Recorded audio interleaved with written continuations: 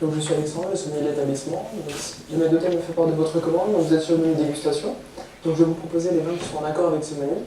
Donc si vous le souhaitez, sur la mise en bouche, donc nous sommes sur donc vous êtes sur un médaillon de homard, travaillé avec une vapeur de sucrine.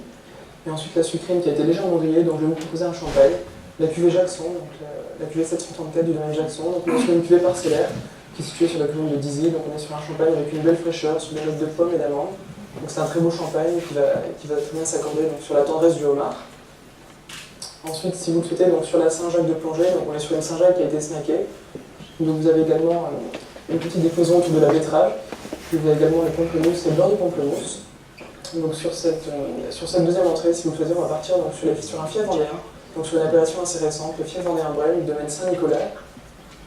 Donc c'est Thierry Michon, donc on est sur un producteur qui travaille dans l'esprit de biodynamie, avec le respect des terroirs. Donc on est sur une cuvée qui est très minérale, assez saline, très iodée. Donc cela va très bien se marier sur la Saint-Jacques, qui est un produit de la mer, et également sur le caviar. Et ensuite la minéralité va bien convenir avec les agrumes qui vont être apportés par le pamplemousse. Ensuite, donc sur le pavé de bar, donc vous êtes sur un pavé de bar qui a été rôti. Sur le dessus, donc vous avez le lard collanata qui va apporter le côté salé du plat. Ensuite, vous avez les fèves et pois gourmands. Donc sur ce plat, j'ai souhaité partir sur la vallée du Rhône-Nord, donc sur un Saint-Joseph blanc, donc 100% Marsanne.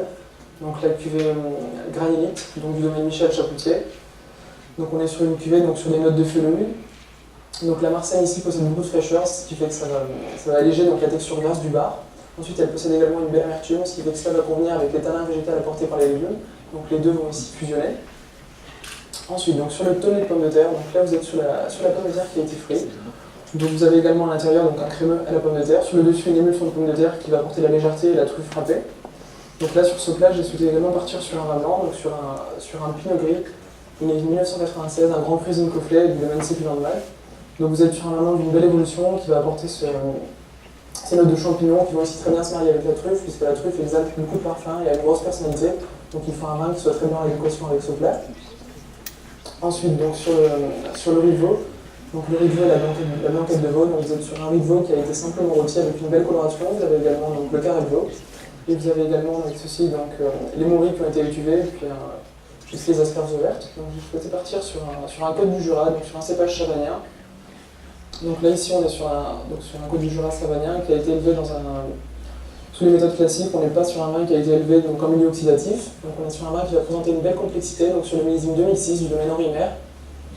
Donc là ce vin va posséder une grosse personnalité, une texture assez grasse qui va très bien se marier donc, sur la texture tendre du riz de veau. Et sur également la texture un peu plus ferme qui va être apportée par le carré de veau qui va avoir une cuisson rosée. Et ensuite sur le craquant de fraises et chocolat, donc si vous le souhaitez, j'ai souhaité partir donc, sur le vignoble du Bugey, donc sur un vin de Cerdon en rosé, donc on est sur une méthode ancestrale. Donc ici cela va vous apporter beaucoup de légèreté, des bulles en fin de repas qui vont être très intéressantes. Donc on est sur une méthode ancestrale, donc une seule fermentation. On est sur le vignoble qui se trouve juste à côté de la Savoie, donc une très belle cuvée. Donc on est on n'est pas sur une cuvée millésimée, on est sur une cuvée brute. Souhaitez-vous prendre de l'eau durant le repas, donc je vais avoir donc, en eau pétillante, je vais avoir la valse, donc on est sur une eau des Côtes-Vivarais dans l'Ardèche, et ensuite la Châtellon en pétillant, donc le Puy de Gard, et ensuite sur les eaux plates, je vais avoir, si vous le souhaitez, donc la Vitelle qui nous vient des Vosges, et ensuite l'Évian. Évian, peut-être? Parfait. Souhaitez-vous prendre des cafés, peut-être, ou des thés ou infusions?